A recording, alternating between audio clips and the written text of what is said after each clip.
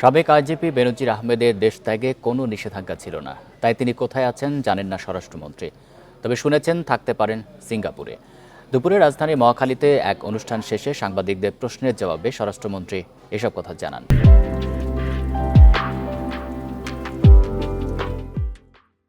এদিকে এমপি আনার হত্যার ঘটনায় মাংস উদ্ধারের বিষয়ে মন্ত্রী বলেন, ডিএনএ পরীক্ষা ছাড়া নিশ্চিত করে কিছুই বলা যাচ্ছে না।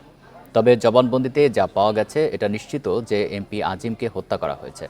তিনি আরও বলেন, এই নিয়ে বাংলাদেশ ভারতে দুই দেশেই তদন্ত চলছে।